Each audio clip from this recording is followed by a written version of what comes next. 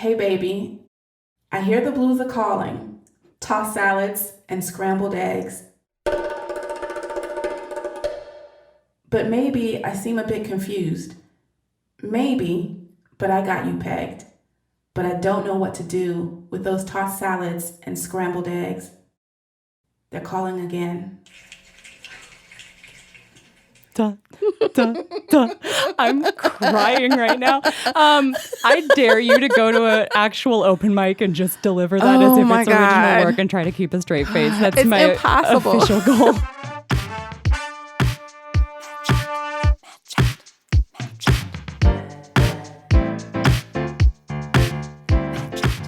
This is Mad Chat, a podcast where we unpack what our pop culture is telling us about madness and mental health. I'm your host, Sandy Allen. Today, I'm delighted to be discussing one of the most awarded television shows of all time, a sitcom about an elitist psychiatrist who nobody likes, Frasier. Hey baby, I hear the blues are calling, tossed salads and scrambled eggs. Mercy.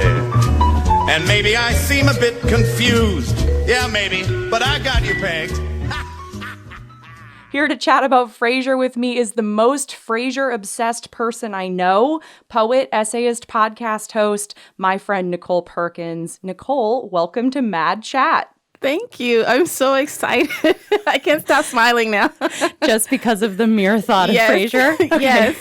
And it's not even, I want it to be clear, I don't even like Frasier, the main character. My true love on the show is Niles, but I watch the show faithfully. It is what I watch when I'm having a really difficult day and I want to like relax and go to sleep. Right. I watch it. We'll get into why Niles and we'll get into why of all of the shows on this blue-green earth, of why all of the shows, the one you go to is Frasier.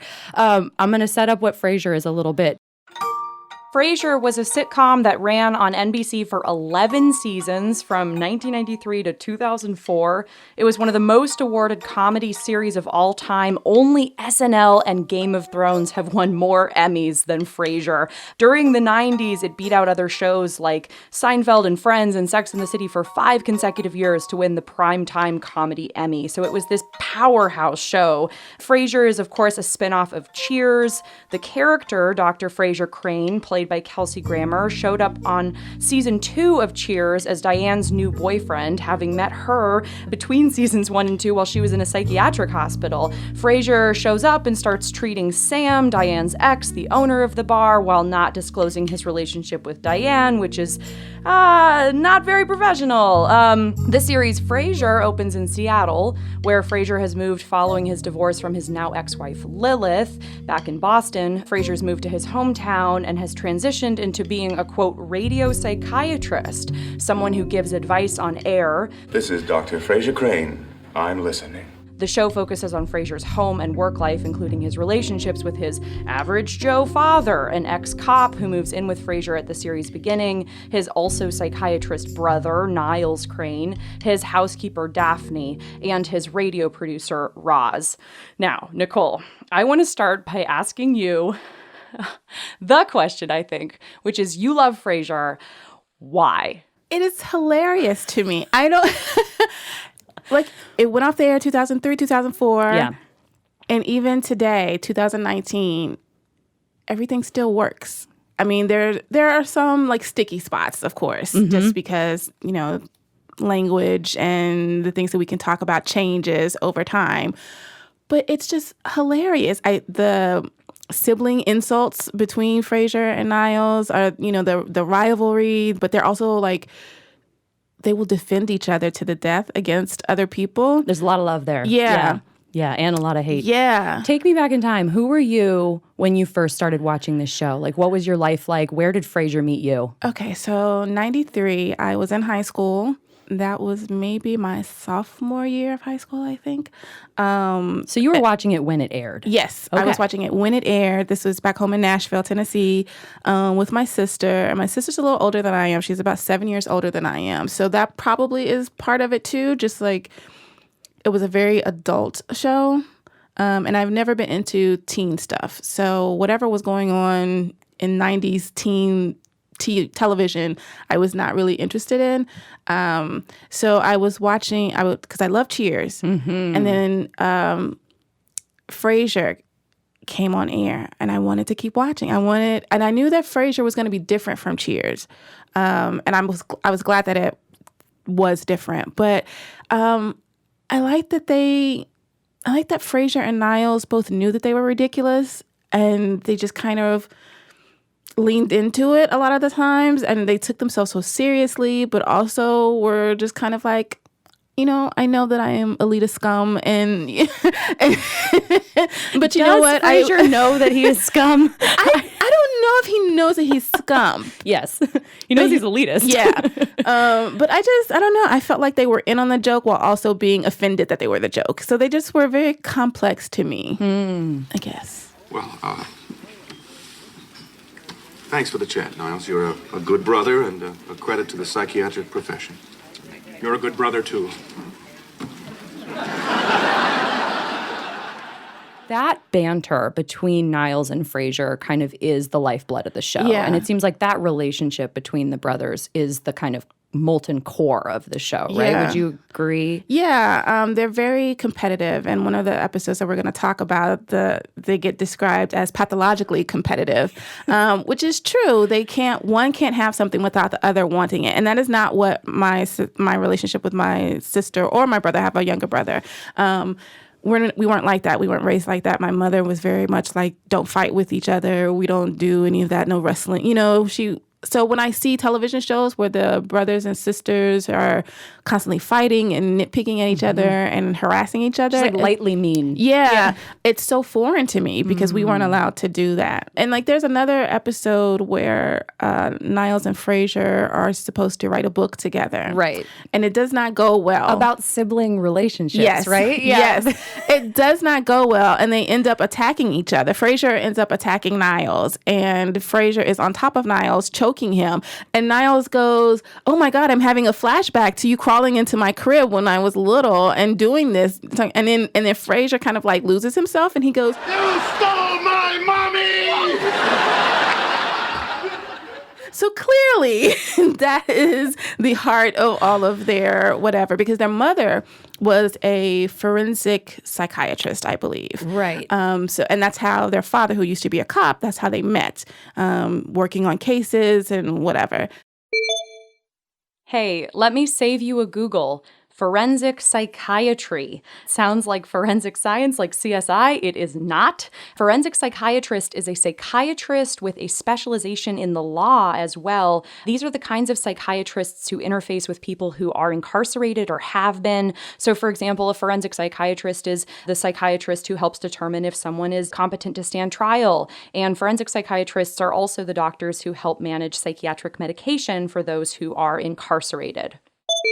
So that's where Frasier and Niles come from. The mother, who of course is dead by the time we enter their lives. Yeah, there's no mother character in this show. Right. Which would have been fascinating. Yeah. I have been thinking a lot about the sort of like what that would have been like to try to actually write whoever the character was because there is a very perplexing gap culturally between Martin the father and Niles and Frasier the son. Yes. Frasier, is he our real father? Don't start that again. We've been having this discussion since we were children. It's like, what occurred that that this man yielded these offspring? Yeah. Like there is some tremendous other factor that we never get to actually see in the course of this series. You alluded to this, and let's go there. There's this episode called Shrink Wrap, where Niles and Frasier literally enter couples counseling together. Yes.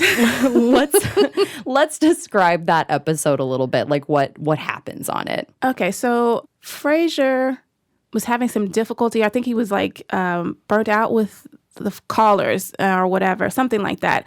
And Niles had a psychiatrist neighbor in the building where he has his practice, and that psychiatrist was having some non-traditional therapy practices, like having his patients scream to get out their feelings, which was disrupting Niles's patients. So once that person's lease was up, Niles was like, why don't we just go into practice together?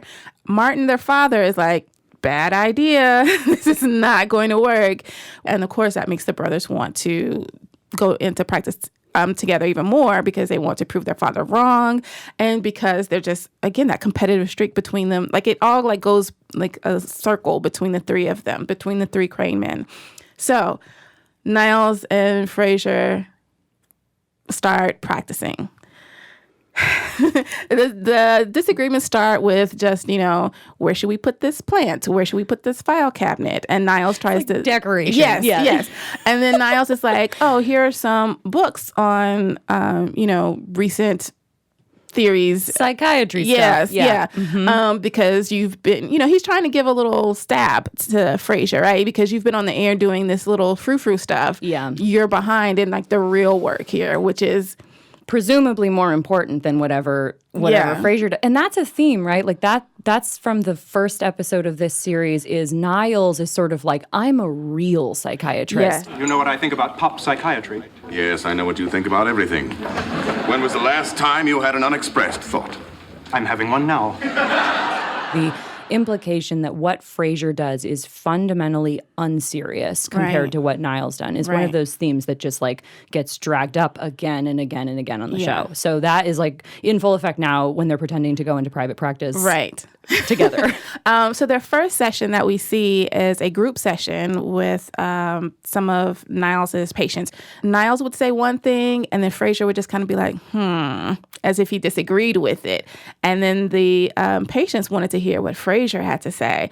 And Frasier would say these little phrases like, If we start to date too quickly, I want to be sure that that's not a panacea for the pain. and Niles is like, Yes, you'll all find my brother is quite deft with those peppy little bromides. Panacea for the pain. You can almost hear the phrase, we'll be right back after these words from Pringles. you've got these little catchphrases that you throw out. And Niles, like you said, is just very much like, what I'm doing is real. I need to help real people who I can see and I can connect with and do more than just one little quick session. So it kind of goes back and forth until they end up in the middle of the lobby screaming at each other, and the patients just walk out. They're like, you're not helping us. So they leave. Yeah. And then the episode itself is told in flashback as the two of them have found this couples counselor, and they're in like side by side, like Hermes chairs or whatever those things are called. I said the wrong word. Eames. What? I don't even know fancy things. They're in fancy chairs side by side. Mm-hmm. It kind of looks like a, what would you describe that office? It looks like a modernist art piece or something. Like the room that they're in is incredibly like avant-garde. And then there's this psychoanalyst guy who doesn't do much for the episode itself. He scribbles down notes, and then at the end he tells them like, It's hopeless.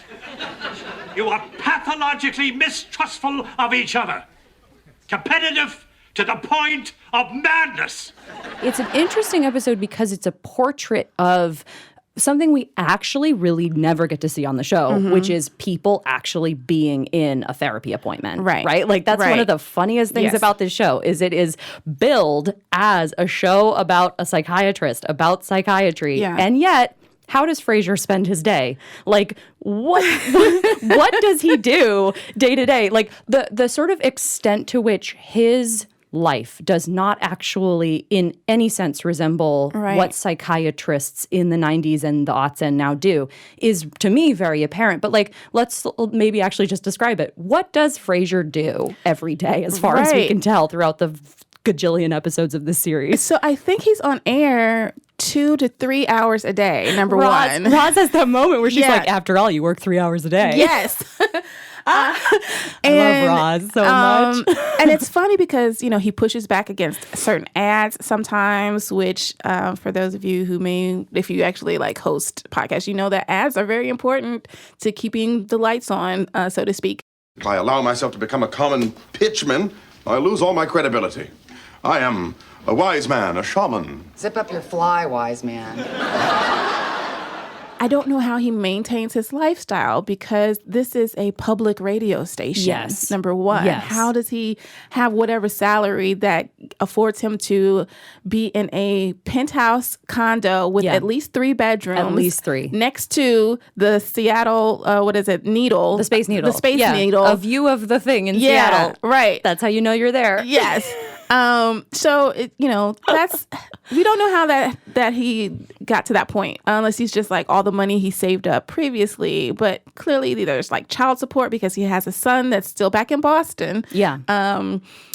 Yeah, so what does Frasier do for the rest of his day? I have no idea. We don't get to see it. He goes to Cafe Nervosa and exchanges jabs with Niles. Yes. He maybe is like having bad luck in love. Right. But there is, and then so all the things he doesn't do. Mm-hmm. Like I haven't watched the show as thoroughly as you have. Like you very carefully suggested like a mental healthy playlist of Frasier that I've been, consuming. I think I had like 20 episodes. Yeah, you were like, well, here's like here's like a lot that are sort of in this lane. And I tried to watch a lot of others as well, but like I haven't gotten near to, comprehensive, of course, like there's just so much of it. But do we ever see Frasier Crane, Dr. Frasier Crane, prescribe a psychiatric drug? No, so that's what I wanted to talk about, because psychiatrists tend to deal more with like medicine management as opposed to let's talk it out therapy. Yep. And so that distinction I think is a really important one, and one just worth kind of like circling around for a second. So I think Frasier is much more accurately a radio psychologist. Yes. Like the sort of job that he does on air is much more in a tradition of talk therapy. Mm-hmm. And then when he and Niles are actually, whenever there's kind of the specter of them doing anything resembling practicing, it's always psychoanalysis. It's always Freud, Jung. It's plots about Freudian stuff, Oedipus complex. It's plots like that. It is not the DSM in a biopsychiatric sense. It is not diagnosis and medicate. Right. And you never see him taking out a pad and writing someone a script. You never hear them talking about that. Right. So that absence is very glaring to me because of when this show takes place, which is the 90s and into the aughts. And that's essentially the era of psychiatric care that we still live in, which is basically like pharma got even more powerful with the DSM in the 1980s and then into the future, where there's more and more diagnoses are created, more and more medications are created against those diagnoses. The amount of money that's getting made is much bigger. And the psychiatric profession, essentially, and I mean, this is like a generalization, but I've spent a lot of time, kind of learning the history of this profession and its present. By the 90s, there's almost no such thing as a psychiatrist who does anything except write scripts. Right. Like it is, it's like a fiction, know? And so I have wondered what is the function of that one choice to sort of say that, oh, this is what a psychiatrist does, but then to show us something that isn't that really at all. Even Niles. Yeah. There's a sense that he works with people, as you say, in that scene, with the group therapy as an example of it. You see his patients. But I'm curious, like, and this happens again and again with Frasier's callers too. What are the patients like? Do we get a sense of them as people? No. Not Frasier's callers at all. No, not at all. Now I want to go back to the medicine part, because I think there are only 2 instances that I can think of right now, and there might be more, but there are only 2 instances where we hear Frasier or Niles talk about prescribing, and it's for each other or Daphne. Well, there's another time with Martin, their father. So there's one time when Frasier is sick, and he's just like miserable with the flu or something that has him in bed, and Niles has taken over the show just to like substitute for him, but Niles is doing a really good job. So Frasier gets jealous, and he's like, Daphne, take this prescription and go get this filled. I'm going to go back into work, basically. So he like writes his own prescription to give to Daphne so she can go get it filled. And she looks at it, and because Daphne is also a healthcare worker, right? Right. She looks at it and she's like, this is way too strong. What are you talking about? He's like, no, I've got to get this, I've got to get back to my show. She's like, this will have you flying high as a kite. And he's just like, I need my show. So she goes and she, gets it. He goes back and he like has hallucinations and all this kind of stuff. So that's one instance. There's another instance later where Daphne ends up at Niles's because of some drama between Martin and Martin's lady love at the time. But she leaves her thyroid medication behind at Frasier's. She comes back to Frasier's, and of course, this is when Niles is single. He's completely single. He finally has Daphne, and for those of you who may not know, Niles loves Daphne from the moment that he sees her. Sure. So he finally has Daphne in the house, but she's like, I've left my pills. I've got to go get them, whatever. there's, hijinks ensue, and Niles misses his chance to get with Daphne because she comes back to Frasier's. And, he's lamenting this to Frasier, and Frasier goes, Niles, you're a doctor. You could have just written a prescription for her pills and filled it at the pharmacy across the street from your place. You knew that this was wrong, blah, blah, blah. But the point, that's... Again, it's sort of like they use that power, but only for self-service. Yes. And there's like another time when Martin doesn't want to go to his doctor. He wants Niles to write him a prescription, and Niles refuses. So those are the only times where they talk about prescription medicine. And again, it's their internal group. It's not for their patients. And it's not, they may crack jokes about, what was the drug at the time? Prozac. I think there may have been maybe a joke about people on Prozac or the fact that Niles' wife, who is always off screen, we never see her, Maris. Yes. She takes a lot of pills, and that she is probably abusing medication. So there is a sense that Maris is an interesting character to dwell on for a second. I mean, so there's a sort of, when I said to a friend of mine that I was going to be talking about Frasier, and he's a gay guy, he was like, oh, my favorite show about a gay couple.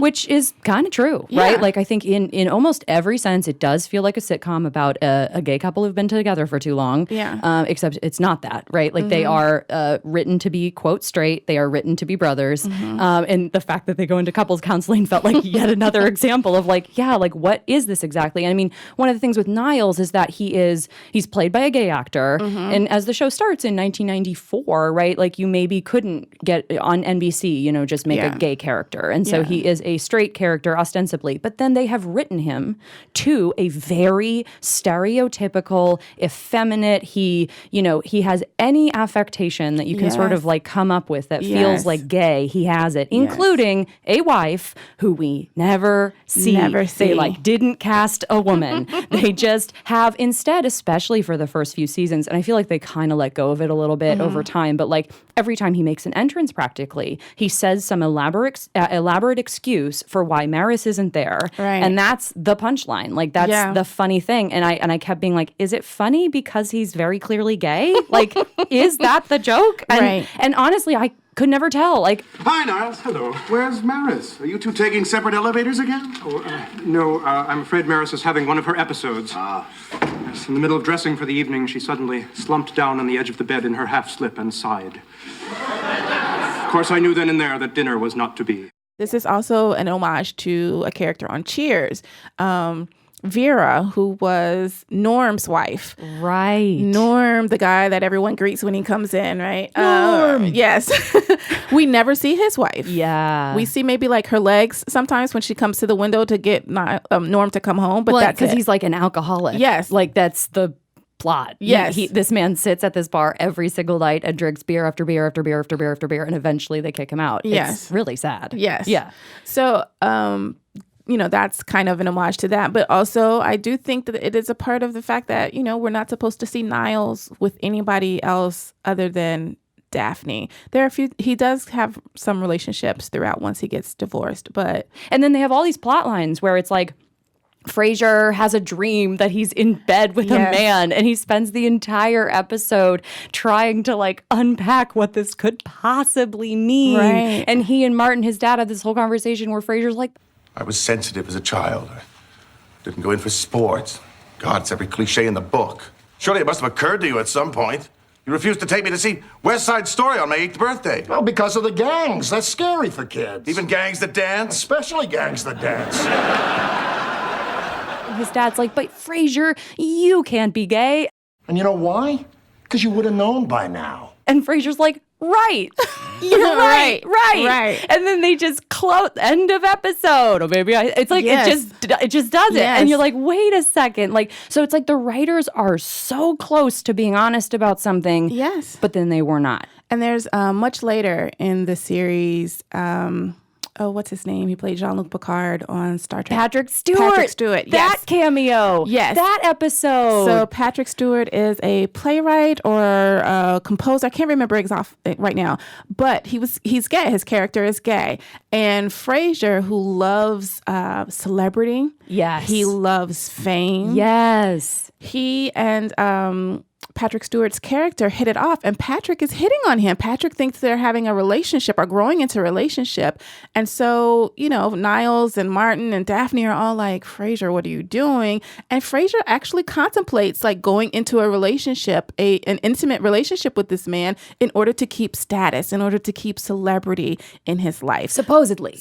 Right. Like that's the big cover. And or with like the Niles ones where he and Daphne finally get together and then they don't consummate their relationship. It turns out for months and months and months. And there's this whole plot line where she gets really fat and then has to go somewhere to become less fat. Right. And he finally picks her up. And then her like new therapist is blaming him for their whole relationship. And the fact that they've never had sex, even though they say I love you and stuff, comes to light. So there's like and there's details like we learn that Niles has never been with anyone but Maris. Right. We learn that, just stuff like that where it's like so they did a lot of work to sort of like imply that this is a closeted gay man. Yeah. But why?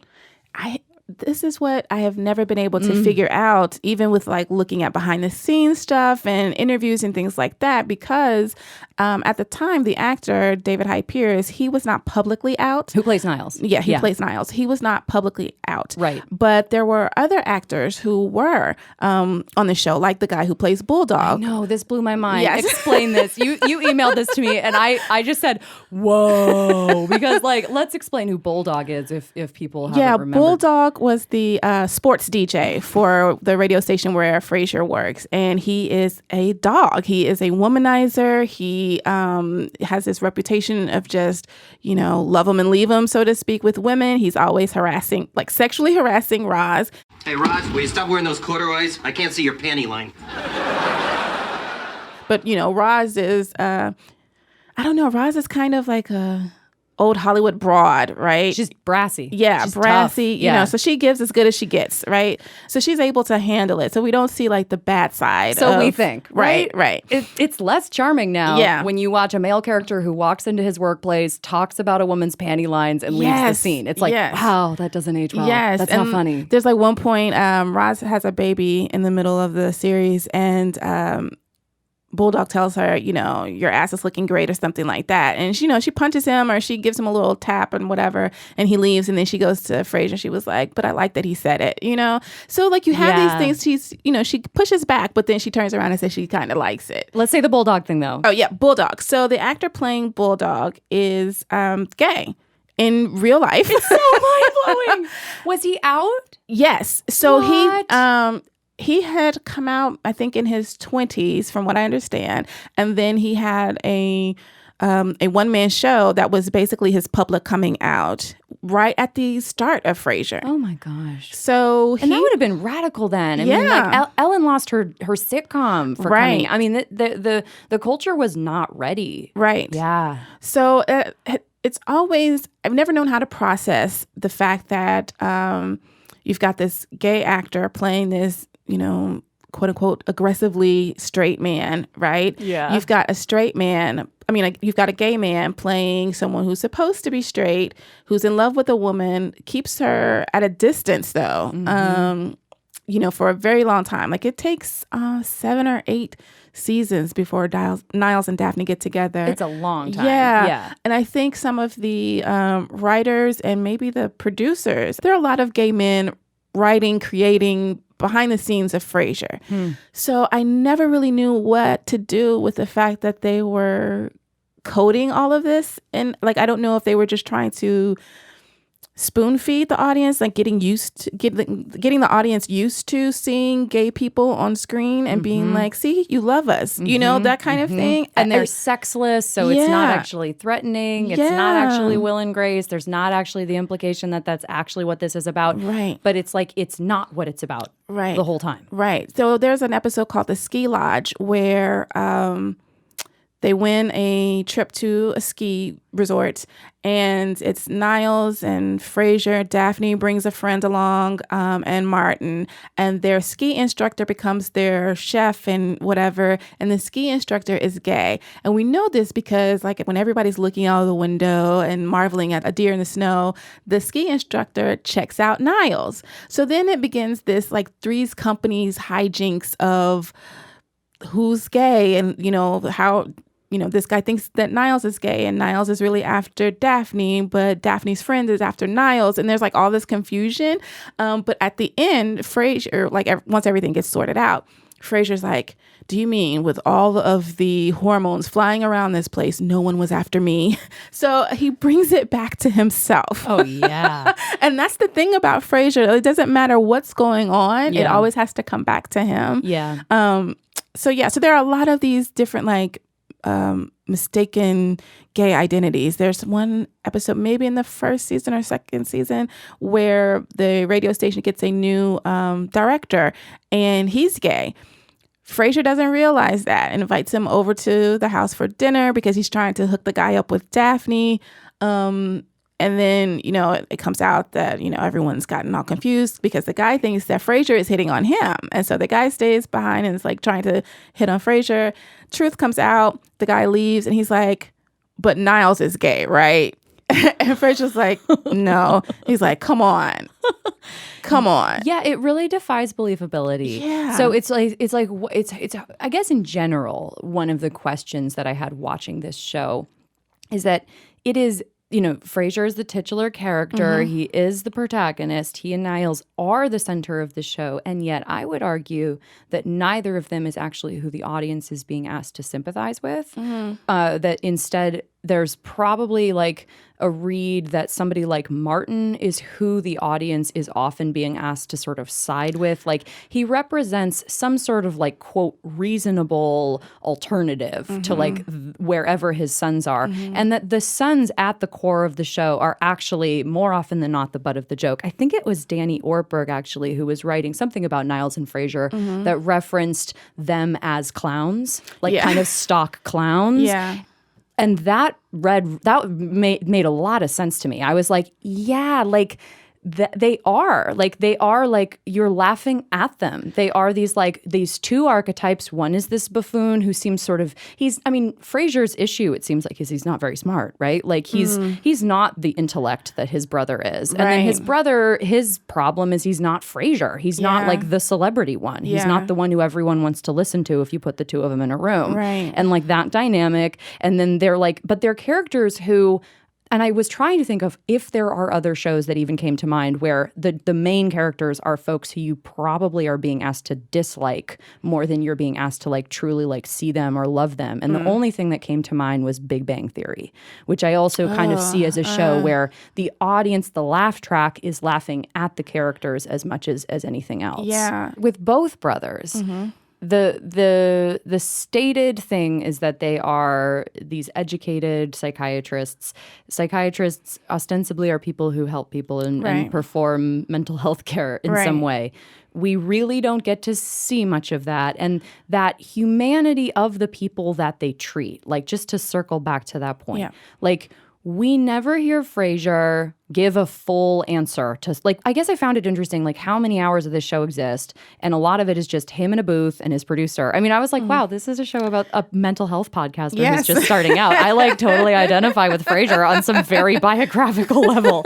But, but that's a lot of the show. And yet you never really hear either a full call and then a full answer together. Like you'll maybe hear the end of an answer, and wishing you good mental health, good night, Seattle. Like there will be that, or it'll be like, Dr. Crane, blah, blah, blah. And then there will be something that interrupts it, or something will happen. Or so you never watch a whole session of like, this isn't like Esther Perel, Where Shall We Begin? And we get to sit in and listen to the entire call and hear the problem that the person has and then hear how he helps. Because I think what I kept wondering with him and with Niles in general, do they help anybody? Is that part of it at all? Right. I don't think so. So Frasier seems to be the least ethical of the two, because Frasier, as you mentioned earlier, Frasier started dating his patient, Diane, at Cheers. Yeah. And then when he comes to Frasier, there are moments where he's dating patients or people who could be considered patients. Yes. So,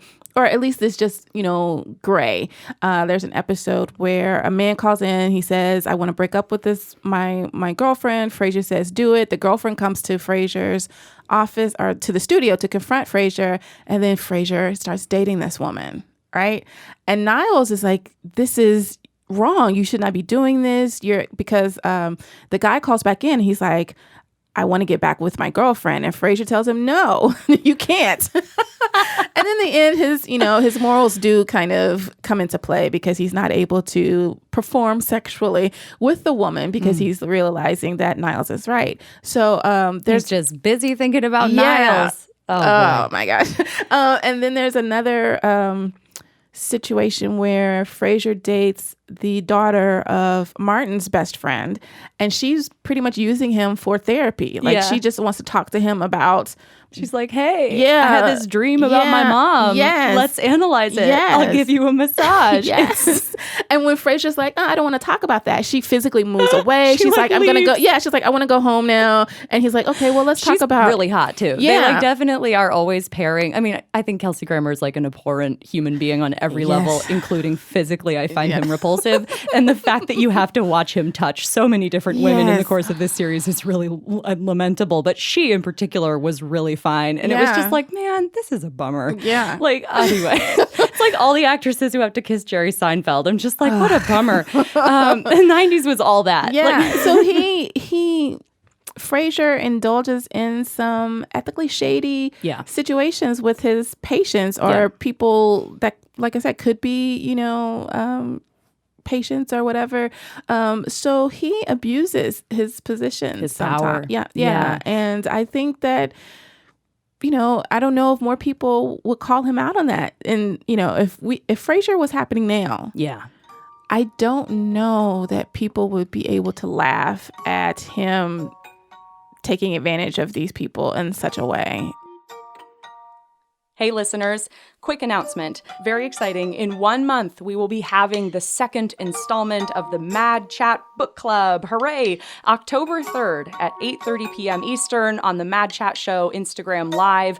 I will be hosting our second Mad Chat Book Club, and this time we are discussing Robert Whitaker's Mad in America. Maybe this is a book you've read. Maybe this is a book you've heard of. If you've never heard of it or never read it and these conversations interest you, I hope you'll go to your library and get a copy or buy a copy. Robert Whitaker's Mad in America. It's a title that definitely transformed a lot of my thinking about these topics. It's a title that I've found through the years as I've interviewed a lot of people. They tend to bring it up. Oh, have you read this book, Mad in America? Yes. Let's talk about it. So, October 3rd, 8:30 p.m. on the Mad Chat Show Instagram Live, Mad Chat Book Club #2, talking about Mad in America by Robert Whitaker, and we will, of course, link the book in the show notes. I can't wait to see you then. The sort of callousness that he has toward any groups of people who are being treated is also kind of striking to me. Like those moments where there will be some, quote, group therapy happening in Niles' office where it's like, where do these people even sit? It always feels very poorly designed to me. Yeah. But and often those are the only scenes where you see a person of color, period, right? Like it is a very white show. Yes. The housekeeper, Daphne, was originally written, it was written to be an immigrant, and then they decided she has to be a British immigrant, right? Like they wanted a white person. Yes. Wasn't it originally supposed to be that the housekeeper was going to be Latinx? Like I had read that they were like, that's too much for NBC in 1994, so let's have it be an exclusively white cast. I don't remember that. That's possible. But I will say that anytime there is a Black person on the show, they are a rival for Frasier. Oh. So there is a man called Cam Winston who lives in the building with Frasier, and they have a huge rivalry to the point where like Cam Winston unfurls a flag to cover Frasier's view, and they get into parking wars and all this kind of stuff. And there's also an episode where this woman who used to be on a show called Living Single, Kim Coles, she comes in because the radio station is working with its community center to help give disadvantaged people professional opportunities that they may not have, right? So her name is Mary, and she had gone to do radio production. She was becoming a producer. So she comes in, and she, while Roz is on vacation, she is Frasier's producer. Frasier thinks, oh, this will be, I'm going to be her mentor. This is me giving back to the community, blah, blah, blah. But then Mary starts giving advice. And then she gets, they bring in another producer so that Mary and Frasier are sitting in the booth together, and there's another Black woman producer, and then it's the Black woman producer and Mary going back and forth. And Mary calls herself Dr. Mary, even though she has no secondary degree, which burns Frasier up. And these women are talking in very colloquially, shall we say, girlfriend, this is what you need to do, that kind of thing. And Dr. Mary would be like, a cat can have kitten in the ovens, but that don't make them biscuits, and all this kind of stuff. And Frasier's afraid to criticize her. He's afraid to tell her, this is my show. And Martin and Niles confront him on that. They're like, you don't want to talk, you don't want to, get your show back because she's Black, and you don't want to look like you're racist. And he's like, no, this isn't true. And they keep pushing him like, no, you just don't want to seem like an asshole, whatever. So there's that. But then like a couple of seasons later, Mary comes back and she's hosting, I think they end up hosting a Christmas parade. So again, I bring that up to talk about the fact that when there are Black people on the show, Frasier, they're rivals for him. Frasier gets very, I don't know, like weird about them.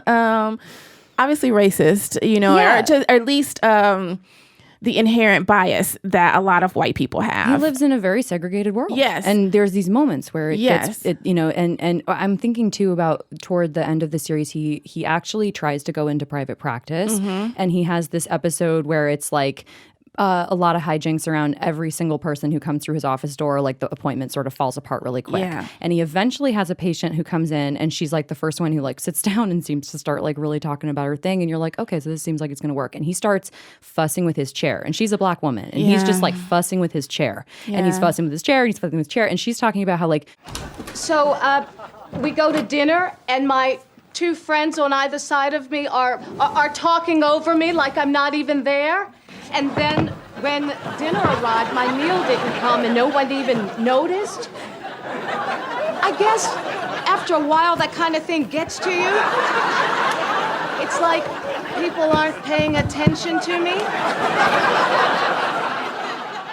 And he goes out in the hall and is trying to move a sofa into his office to sit on instead. Yes. And he's like, it's ha ha ha, so funny. Look at this clown. But it's like, it was sort of like the gay stuff where I was like, is the joke that this show has fastidiously written around anybody who isn't white? Like, and they're being ignored and silenced by the show. Like, is that, are we supposed to be feeling a meta level here? Or is this just unironic? Is it unself-aware to that extent? Or like, who am I supposed to be sympathizing with in this scene? Like, am I supposed to be sympathizing with that, like the ostensible patient on the couch who's being so ignored by this, quote, doctor who's like more concerned with a sofa?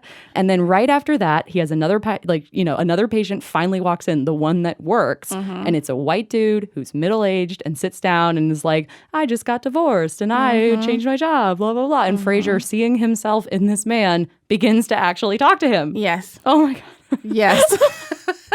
That's why, like, I know Frasier is not perfect, and I know that this is not the show that I would put on to talk about, representation of people of color. There's Rosie Perez was on the show twice, once as a voice, and as a voice she was as a caller into the station, and she was complaining about not being paid attention to, and something was going on where Frasier kind of like either hung up on her or didn't pay attention to her. There's that. And then she comes back obviously as a different character where Roz is trying to hook Frasier up with her. And they had developed code words to tell Roz, like, if it's not going well, I'm going to say the pleasure's all mine or something like that. And so Rosie Perez's character and Frasier meet.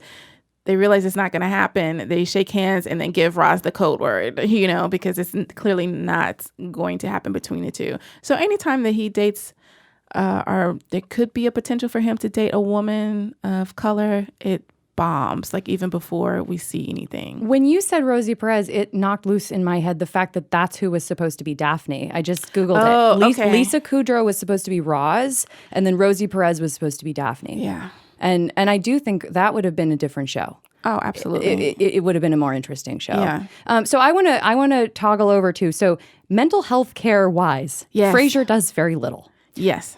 In terms of his own mental health, there is a lot. There's a lot to get into. Yes. Like he is, and it seems to be one of the sort of operating ironies of the show is that he is ostensibly somebody who's supposed to be helping others, and he is so emotionally out of control and out of touch with himself in the course of the series. So, like, what are some of the like aspects of Dr. Frasier Crane's mental health that we sort of get exposed to through the course of the series? He cannot develop and maintain intimate relationships, whether they are friendships or just a romantic thing, right? His only friend is Niles. Yeah. Right? And he kind of hates Niles. Yes. Like they're pretty explicit, and like Martin will have these moments too where he'll be like, well, that's always been you boys. You never could make friends. You've always just been stuck with each other. And Frasier seems to truly resent the idea that he can't manage any other relationships than Niles, and he takes Niles for granted. Still, Dad, I did have friends in college and back in Boston. It's only since I moved to Seattle that I started falling back on Niles. Ooh, falling back on Niles. Oh, Niles, you know what I mean. Settling for what's comfortable and familiar.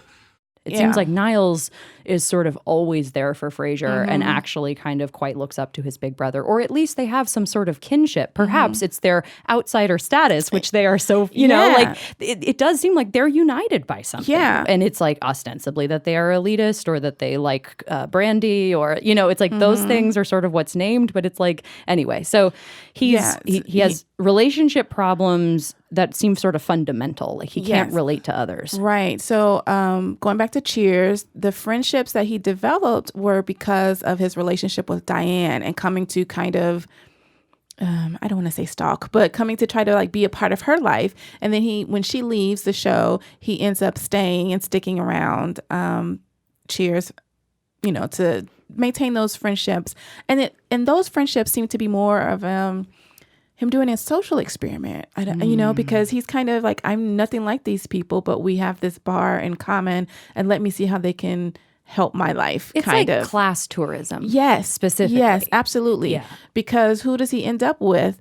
Lilith, who is still in his class, right? You know, so there's that. So then coming to Frasier, the show. Again, he has no friends except for the people that he has to have in his circle, like the people at work and the people that he has. You know, Daphne is the healthcare worker to work for Martin, who has been shot in the hip in the line of duty, which is why he retired from being a cop. So here's somebody who works for him that he pays to be around. And at one point in the series, Frasier goes to his former mentor, Dr. Tewksbury, who points all these things out to him. You were drawn to psychiatry not because you liked to help people, but because you feared them. I feared them. Psychiatry gives you objectivity. Objectivity gives you emotional distance. Distance makes you feel safe. Yes, granted. But what has that got to do with me? How's your practice? I don't have a practice. I have a radio show. Distance. He lists all these things that Frasier uses to cushion himself from everybody. His relationships with women. Frasier cannot stand a woman who may be smarter than he is. Not at all, yeah. A woman who may have more social stature than he does. A woman who knows herself and is happy with herself. Oh, yeah. He cannot with something like that. No. Yeah. And if he cannot fix you, he does not want to have a relationship with you. There is also in the backstory of him, and this is where my Cheers knowledge isn't complete enough, and maybe you can tell me, they allude to a suicide attempt. Yes, he and Lilith were getting a divorce. Yeah. This is obviously towards the end of Cheers, and I think he does step out on a ledge, or, you know, is thinking about jumping off, and they have to talk him back in. Niles references that suicide attempt, and Frasier says, It was not a legitimate attempt. I only stepped out onto that ledge to get Lilith's attention. It struck me as an example of something that I think you see several times on this show. Because that kind of line, I wasn't actually trying to kill myself. I was just trying to scare my partner. You know, like that's an emotionally abusive thing to do. Like you shouldn't be threatening suicide at other people. So even if that's your motivation, not strictly speaking that you wanted to kill yourself, that's really messed up. And like a mental health professional should know that. There's really no reason why he wouldn't know that, other than he is not actually a psychiatrist, like that, which is sort of one of my like hot takes. I'm like, this is, you know, a story about a closeted radio advice columnist, you know, like anyway, but like that moment of like, you know, I think the audience is supposed to believe Frasier when he's like, it wasn't a real suicide attempt. I'm thinking of the example where he goes in Daphne's room and is like spying on her in the shower, right, basically, through a series of foibles, right? Yeah. Oh, he's not really sexually harassing her, blah, blah, blah. And so because we're the audience, we kind of see that and believe him. But it's like, we know in reality that those sorts of stories about sexual harassment just being misunderstandings are bullshit, right? Right. So it's like the show sort of shows us the full actualized version of, well, this isn't actually the thing, even though it's a cliched excuse. And we know that in reality, if someone's stepping out on a ledge, like that that it can't take that as seriously as it should. You know, Right. it has to sort of like, Daphne's not actually being sexually harassed. We have to feel sort of like on Frasier's side about it. Right. I guess I just noticed there were so many examples of that, sort of the proverbial like she lied about being assaulted feeling, that it's like, well, it doesn't actually go down that way. Right. And there's another reference to Frasier's suicide when they're trying to get into this very prestigious elitist club. Yes. And then that rivalry comes out between the two. And Niles is like, Well, if only one of us can be honored with a membership, I hope it will be you, Frasier. That's a very noble sentiment. Well, I know how much it means to him. We can't risk another splashy suicide attempt. That suicide attempt example is a really good one. Yeah. Like they are invoking suicide in order to show something else. Here's Attention. a person who's faking exactly. She's faking it for attention. Yes. Or it's like to manipulate. And Yes. like Frasier similarly is like, it's implied that he Yes. faked this suicide. It was a splashy suicide attempt. Right. And it's also being held against him socially, right? Like Yes. it is a secret. The Yes. sort of like the moment in Shrink Wrap, like you mentioned, they start yelling at each other and Frasier throws a plant out the window. Are you insane? If I were a doctor, you'd never know it. It's very clear we're supposed to understand that Frasier is a pretty unstable guy. yes. And he later tells Martin they're trying to bond and reveal vulnerabilities to each other. And so Frasier tells Martin, I did try to kill myself when I found out that Lilith had cheated and was going to divorce, because it come up that their mother had cheated on their father when they were very young kids, and all this stuff had come up. So Frasier was trying to let Martin know, I relate, I understand. Lilith cheated on me. I tried to kill myself. And Martin was like, well, what happened? So again, it's just kind of like this suicide attempt, this very serious moment is brushed aside in this funny little thing so that, Martin is like, well, what happened? And Frasier's like, well, it didn't work. Like I'm still here, clearly. Yeah. So it's not, they still don't deal with the fact that Frasier, as a psychiatrist, has attempted suicide. Yeah. And what does that mean? Because he never references that he went to therapy. No, he needs therapy. Yes. Frasier desperately Yes. needs mental health care. Like that's one of those things that it just seems like the whole show is about over and over and over. You're saying all the relationships, the way Yes. he relates to everybody. It seems like he would get a narcissistic personality disorder diagnosis like right out the gate. Yes. It's egregious. Yes. There is another episode where all three of the Crane men, their love lives have gone kaput and they're upset. And so Frasier and Niles are like, you know what? We need to go into some deep analysis. We need to get into it there. And Martin is like, you guys don't need therapy. Come on. This is just a part of life.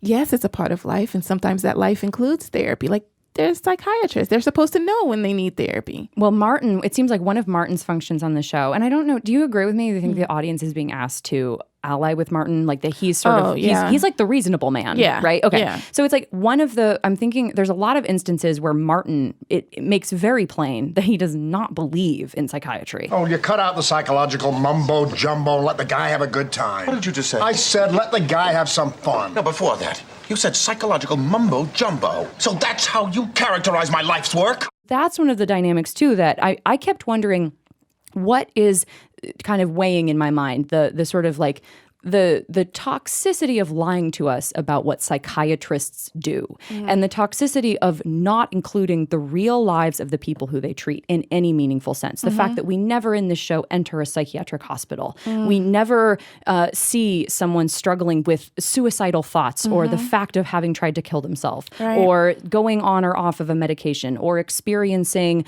a psychosis or anything like that. Like the real stuff that psychiatrists tend to deal with at this point in our culture tend to be what are regarded as the more severe of the various like mental illness diagnoses, especially come the 90s. That profession becomes synonymous with prescribing. So it's like we're being given a real fiction in that sense. I've always wondered that balanced with the fact that it does appear to be a critique of this apparent psychiatrist character. Like the whole show appears to be critiquing the sort of like realness or import of whatever it is that, quote, psychiatrists do. So I'm kind of like, well, that seems good. That seems good to be challenging that or to sort of like have that Martin character who's kind of representing the fact that like, yeah, I don't really believe in all this. But again, I found myself wondering to what end?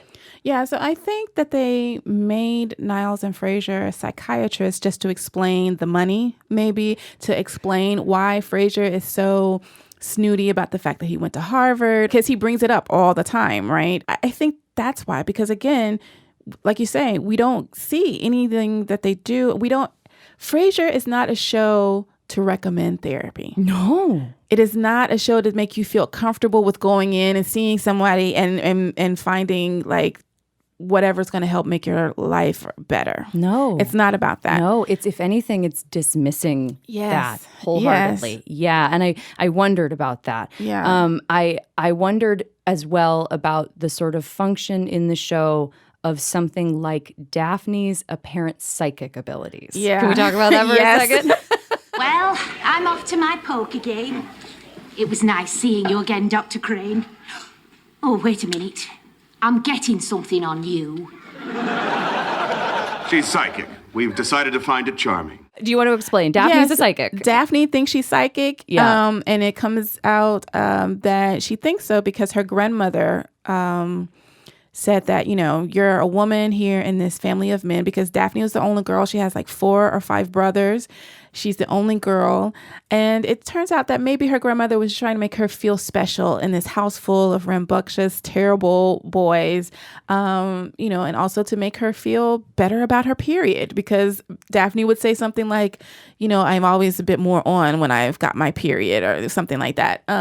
So whether she is or not, we don't know, but we do see where some of her psychic visions have some truth to them. Mm-hmm. The show validates it. Yes. So then, but her being a psychic is the butt of a joke between Frasier and Niles over and over and over and over. Yes, constantly. Yeah, they're constantly feeling superior to her. For Niles, even once Niles and Daphne get together, he even brings someone in to test her to see, and then he's like, I don't even want to know the results. Once he learns that she got this information from her Grammy Moon, he's like, you know what, this is something personal for you. Mm-hmm. I don't even want to know the results. And so they don't get the results, and the audience doesn't hear the results. We don't hear or see. Well, and it's a ridiculous question, right? Yeah. Oh, we're going to have some sort of scientific validation for this psychic ability, right? Which I think a psychic ability, someone who sees visions that are to them prophecies or something like that, it's an example of something that A, happens, and B, medicine, science doesn't have under control, doesn't have figured out.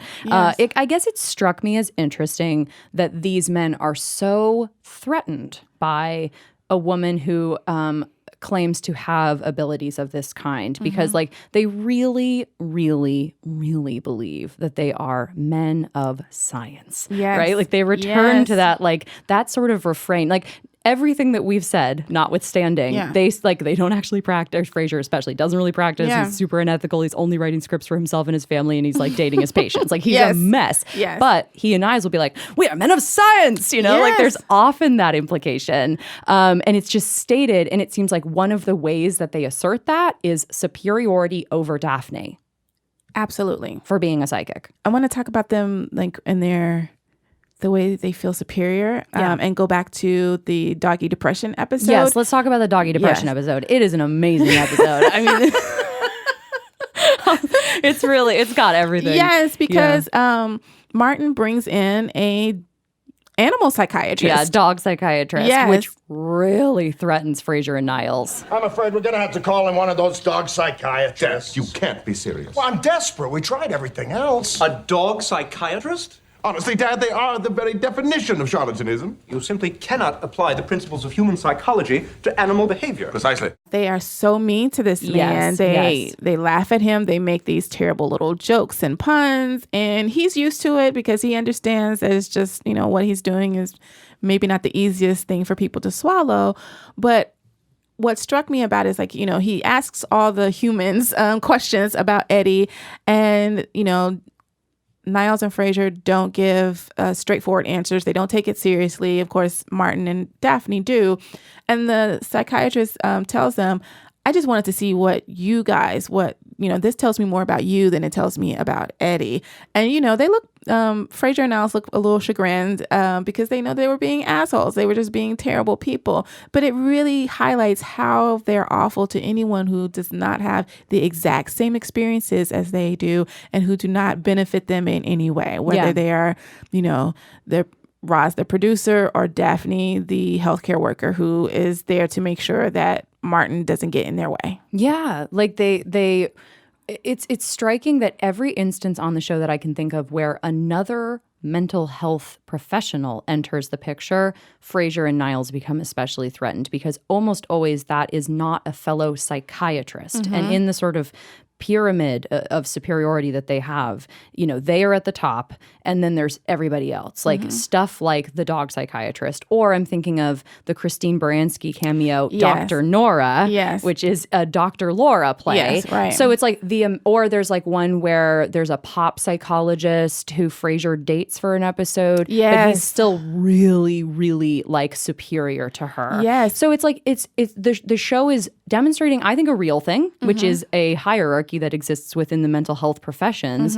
where psychiatrists consider themselves men of science and better than everybody else. And that first thing is not real, right? Like psychiatry isn't science. Like there's not actually a scientific basis for most of what American psychiatry feels is true. Like that's one of those kind of in plain sight problems that we have, right? So there's that, but that sense that they are not allied with other people who ostensibly are also interested in helping people. Right. There's an episode where a medical, biological doctor, I don't know how you want to describe him, but he comes to the station and he is going to be on staff at the radio station. And Frasier loses it. He is so jealous of this man. Anytime Frasier can say, well, I went to Harvard, this guy was like, oh, well, I wasn't there, but I went to Oxford. Frasier is like, like he's going to lose it. He's handsome, he's younger, all the women are going crazy about him, that kind of thing. So they're doing a joint session, quote unquote, with a caller. And she calls in, she's like, I've just been really down. I can't do anything. Frasier goes on this long spiel and he's like, this is what you need to do. You need to go see someone and do this and this. Maybe they'll give you I think he says a prescription for medicine at that point. I think this medical doctor comes in and he's like, I just think maybe you need some protein in the morning. And then the caller's like, oh yeah, you know what? I had eggs the other day and my mood was so good. And she was like, Dr. Crane, you scared me to death. You were going to have me go and get treated. But now I just need eggs. I need eggs. Well, and so that's interesting. So back to the dog depression episode. Yeah. That episode, the dog psychiatrist is like, yes, Eddie is depressed and like one of you did it. Yeah. There's an implication that depression is a pathology, like that you can catch it. Yes. Yes. So they all sit around, all like, Roz is there too, I think. Yeah, it's like Daphne, Martin, Niles, Frasier. Well, I don't know. Maybe I am not entirely happy. Why should I be? My son lives across the country. There's no woman in my life. If I give my life a good once-over, I realise it's not all jam. Daphne, maybe you were right earlier. I'm not so happy. Oh, maybe it's me. Now that I think about it, what have I got to be happy about? And they all seem to be embracing a philosophy of mental illness, which is that you can catch it. Yes. And that is astounding. And then they all go, oh, Daphne made cookies. Yeah. And they all go into the kitchen and have cookies and everything's better. And it was Yeah. like, wow. So in terms of the values about actual mental health care that are getting promoted by this show, it does seem like one of them is like, hey, perk up, friend. Yeah. Have a cookie. Yeah. Which, I mean, that is not what's going to help. no, it's really not. And it's really minimizing. I think there's so many ways in which, because this pretends to be a show that's actually about stuff like psychiatric distress, but then it's not actually attempting to be that in any real sense, Right. it is effectively minimizing. If there was someone watching the show who is very depressed, I don't feel like there's much comfort in Right. that episode. I mean, I think he signs off that one being like, This is Dr. Frasier Crane, reminding everyone that life is too short to dwell on every bump in the road. Try to take pleasure in the simple things. In short, eat a cookie. that's his big lesson. Right, because he's telling the story of Eddie's doggy depression to this woman On who, the air. Yeah, on the air.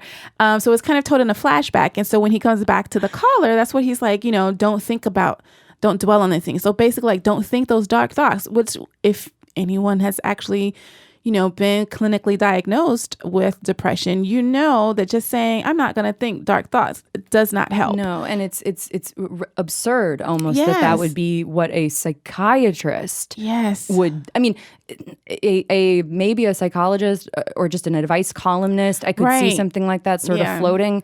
But really, truly, in the 90s, a psychiatrist's answer to depression would not be, hey, try not to think about those bad things. Right. It would be Prozac. Yeah. That's what they had finally. Right. And there are a few times when Frasier will have a caller that will be a little too complex. And so he'll say, I can't get to all of everything you need right now, but I'll have my producer give you the names of someone that you can contact. Someone who you can call. Yes. I was But like, who? Yes. But it's still like, again, it goes back to Frasier's own distance. So you're already distancing from your patients by having them, but they're a call-in, but now you're creating even more distance by having your producer be the one to recommend these people, these other therapists or whatever, or their psychiatrists to these people. You're not even making these word of mouth recommendations yourself. So it's just interesting, but he always wants to be the one to get credit for saving you. Yes. And so, I mean, on some level, this is a show that is a critique of the hubris of psychiatry. Yeah. There is a fun fact, which is, so they set it in Seattle because it was a Cheers spinoff and they didn't want all the characters on Cheers having to do cameos all the time. Yes. So they put it as geographically far Right. across the country as they could, which I find very funny.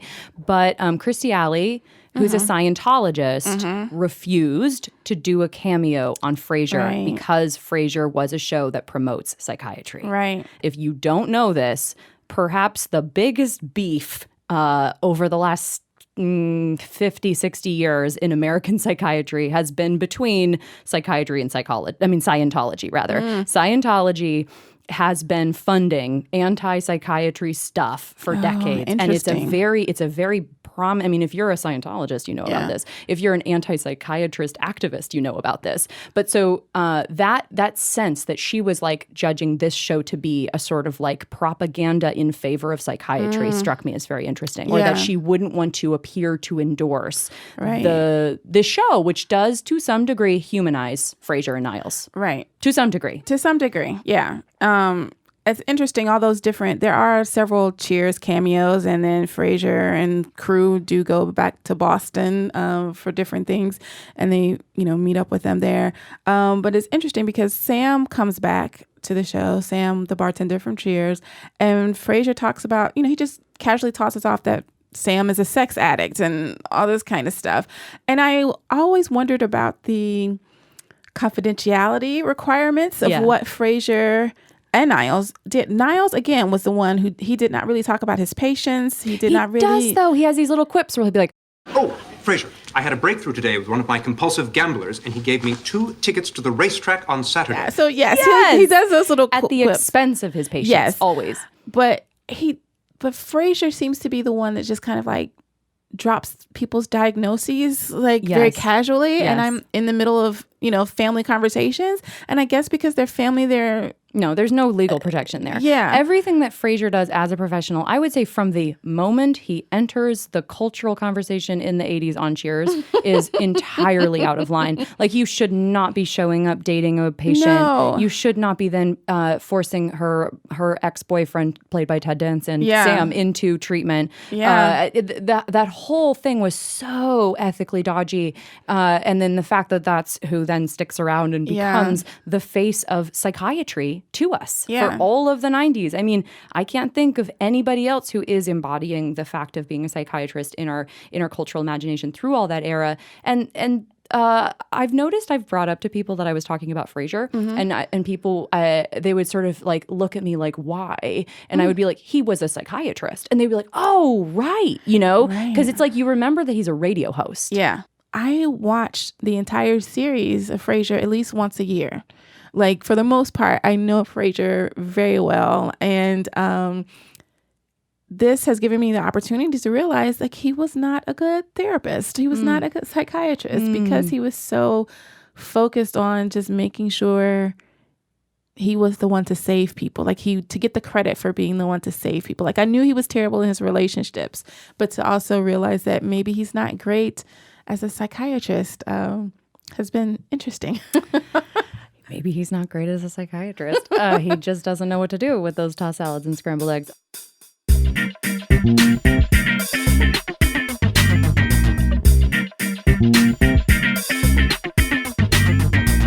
Our last segment on Mad Chat is called What's Helping Today? And it's where we share, can be anything, big, small, can be, we can just each share something that is helping us today. Do you want to go first? Sure. So I actually have been, I actually started seeing a psychiatrist, and because I've got a lot of things going on in my life, and I felt very overwhelmed, and so she's great, and she has me on a medication, and it's still early, but as I am trying to get my focus back, because one of the things that made me realize that this was not a regular depression episode for me, because I've been depressed before, but what made me realize I can't do this alone anymore was that I could no longer read. I could not focus. I was having cognitive issues. So I have gone back to cross-stitching, which is like a needlepoint craft. And that helps me because it's very finite. There are a certain amount of X's that you have to sew into fabric, and you count it out. You use the proper color, you put that proper color away, you get to the next color, you count it out, and it's just very soothing. It's a repetitive motion for my hands. I am still using my brain to count out stuff to see how things are supposed to go, but I can focus and I can just sit and be still. Sometimes I'm listening to music, sometimes I'm not, but that is helping me just kind of like breathe for a little bit because I can't, if I sit still, I'm going to think, and those thoughts are going to circle and send me down the drain. But if I am cross-stitching, I'm still thinking, but I am thinking in a productive way. I love that. So right now I have a book of Star Trek patterns. Oh my God. I love the original series. So I am cross-stitching a pattern for a friend of mine that I'm going to send as a surprise, and I hope she doesn't hear this, but but fortunately we're pretty new. But. Yeah. So I am currently cross-stitching Star Trek stuff. I love it. My What's Helping Today, I was thinking about it. I've been stressed out. There's a bunch of bummer news, but last night I had dinner with a friend who's also been coming out as non-binary. And I would say it's like my friend who I'm seeing that happen to sort of like after me, you know what I mean? Like I came out last year, started to kind of more publicly. And so I was having dinner with them last night and just talking about that, just sharing that, just getting to just talk about stuff, body, sex, feelings, people, all of it, just unloading for hours. One of those dinners where it's like you sat down at 6:30, you look up, it's 8:45. Yeah. And so that's what's helping me today is getting to just just talk with someone else who's also going through a version of it, and to share and to just be able to feel for a moment a little less completely alone with all this kind of stuff. So yeah, that's what's helping me today. All right. Oh, Nichole, thank you so much for being on Mad Chat and bringing your astonishing knowledge of Frasier to the world. Oh my gosh, I could talk about Frasier all day. It's apparent. And listen, we could just keep going. Next time on Mad Chat, I'm going to be chatting about the show that I think is probably the reason I wanted to start this podcast. It's oh so pretty and oh so problematic from a mental health standpoint. It's Batman, the animated series. I am absolutely thrilled to be joined in conversation with Yasser Lester, the absolutely hilarious comedian. Do not miss this episode. It drops in 3 weeks.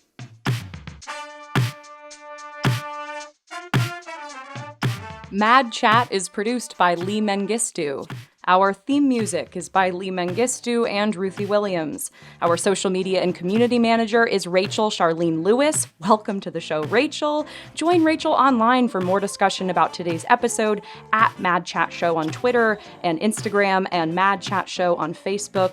Illustration and design by Chris Ritter. Tell us hashtag what's helping today, and Chris might illustrate your answer. How cool is that? Episode transcripts by Alex Kornakia. Find those and more resources and recommendations related to this episode at madchatshow.com. Thanks today to Argo Studios. I am Sandy Allen, author of A Kind of Miraculous Paradise, a true story about schizophrenia. More about me and my work at hellosandyallen.com. This is Mad Chat. Thanks for listening. Chat with you again in 3 weeks. Mad Chat. This is Dr. Frasier Crane, wishing you all good mental health. Good night, Seattle!